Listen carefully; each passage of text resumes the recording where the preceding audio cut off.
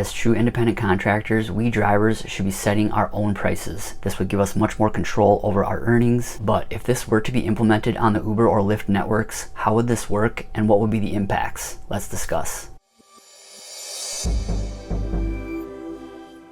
Really quickly, if you have yet to download the Solo app to help you manage your rideshare business and earn more, our referral link will be in the description. So at their core, what are Uber and Lyft? They're transportation networks connecting riders to drivers. We drivers are the ones that do all of the work that generates all of the revenue. We are the lifeblood of Uber and Lyft. In terms of pricing, Uber and Lyft handle all fees. They handle city, airport fees. They also handle insurance. They also handle their fee. They are in complete control of pricing. And one of the main reasons they're in complete control is to make it more seamless and consistent for riders, so they're not seeing prices all over the board all the time. Uber and Lyft also want to control their bottom lines, how much revenue they're bringing in, and as public companies now, they want to control how much they're earning for their shareholders. But we drivers would like to control that revenue as well. We are basically operating small businesses out of our vehicles. We should have much more control over our earnings. Now, I have played with the idea in my head of drivers setting their own prices on the Uber and Lyft networks. Back in 2020 in California during the AB5 legislative battle, there was a brief time where Uber was allowing drivers to set their own rates at the airport. They were allowing drivers to set a multiplier, but they were also allowing drivers to remove the multiplier if surge was in place in order to price their rides lower and get more rides. But say today Uber or Lyft allowed us to set our own prices, it could create the wild west where prices are all over the map for riders, and this could deter riders from using the services. There would definitely have to be annual inflation adjusted minimums set in place so it wasn't a race to the bottom for drivers to charge the lowest price for rides. But I definitely feel there would be a need to place an emphasis on service levels, how many rides you've driven, how long you've been doing this. Some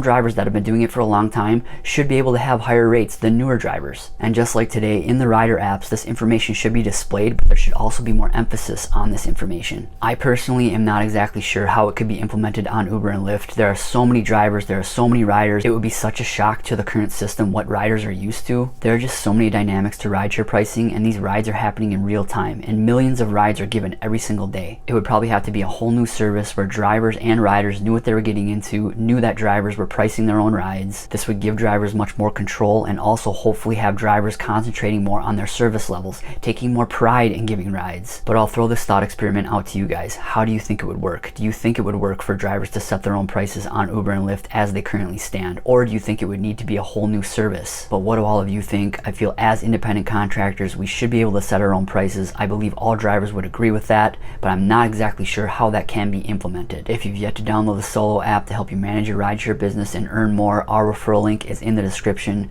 We also have a free newsletter, and the link to sign up for that is in the description as well. If you've yet to watch my previous video on my current acceptance rate of 28% on Uber, be sure to check that one out. Thanks again for watching and drive safe. Thanks.